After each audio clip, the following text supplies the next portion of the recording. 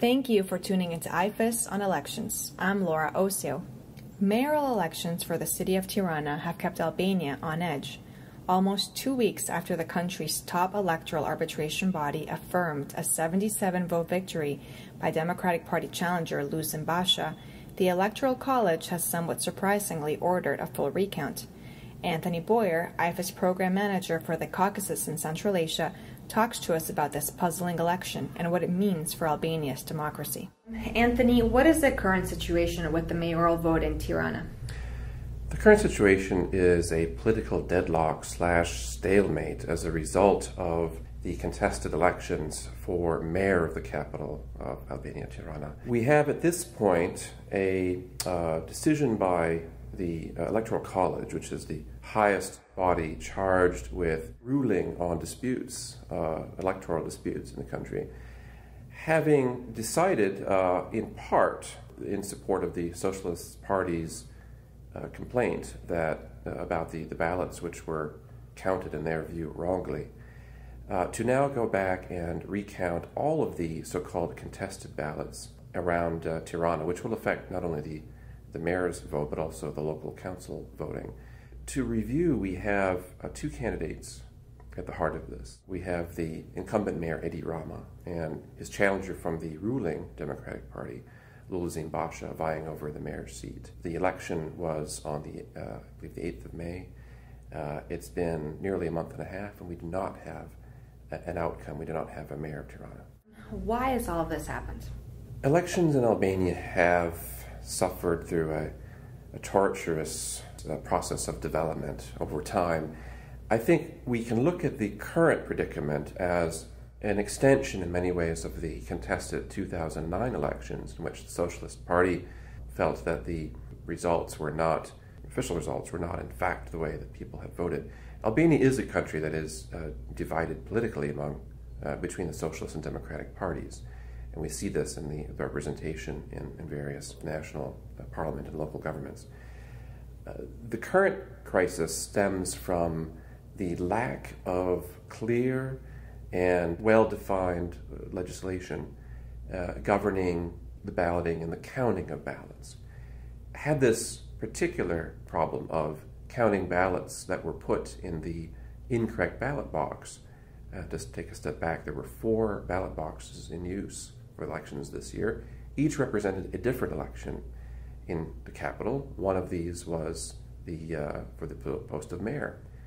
When people put for example, yellow-coded colored ballot into the green box, perhaps by mistake, likely, those ballots were to be considered invalid according to oral instructions provided prior to the elections.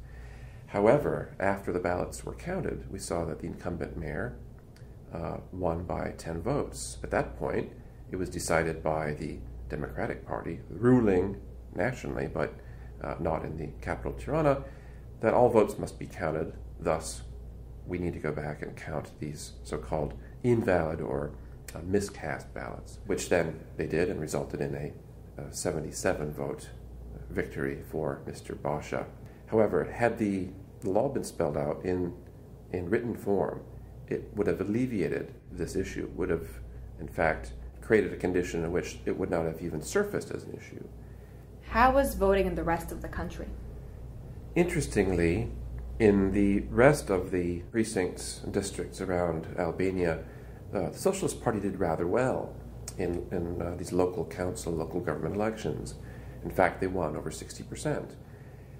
The voting generally was seen as adhering to the international standards of elections, with some issues, of course, but this was an election that the Albanians had prepared for, where there were safeguards taken to deal with the possibility of malfeasance by one side or another. Again, there are 2 major parties, major coalitions in the country. I would say that they were in many ways prepared, except in perhaps the most critical of those, and that being clear written instructions for the vote count.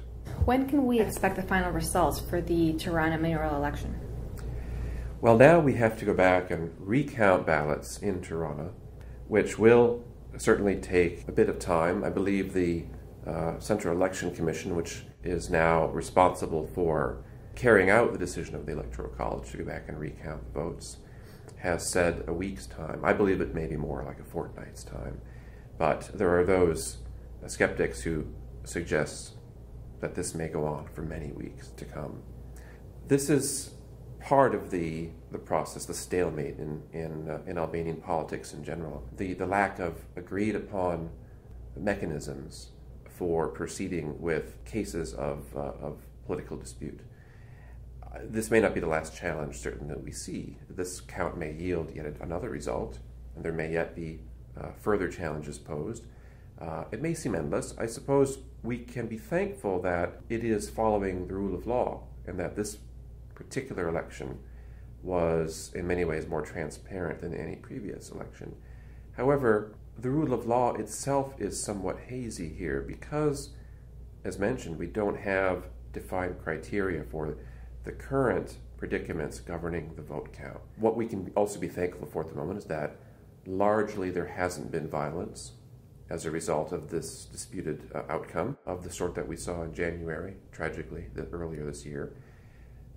I'm afraid we can't entirely rule it out, however, when everything shakes out after the remaining ballots from Tirana municipality are counted. And one last question. You mentioned that the count was the most transparent that they've seen in Albania. What does this whole situation say about Albania's democracy? Democracy in Albania has come a long way in the last 20-odd years. However, we still see, as evidenced by this election, major challenges and hurdles to be overcome in the country. We have a political system that is heavily polarized, divided into two major political coalitions that has served as a source of gridlock over, not only over the elections, but in many other ways as well in society. There is room for development. There has been progress in elections over the past decade, perhaps a regression in the last couple of years since the disputed 2009 parliamentary elections. But it is incumbent upon the international community to support what is a fragile political process, continuing to encourage democratic norms to be developed in the country. As soon as we can overcome this heavily polarized situation in Albania, there is hope to move forward. I think that among voters, there is a growing sense of apathy in the country as a result of this polarization, where people perhaps weren't voting for candidates as much as they were voting against the establishment. This is certainly a negative trend, but there is time to turn it around. As Albania is considered for EU membership, there is the impetus to rise above politics and, again, work towards a common goal in the country, something that's been elusive in Albania's post-communist history. For more IFES on elections, please visit ifes.org.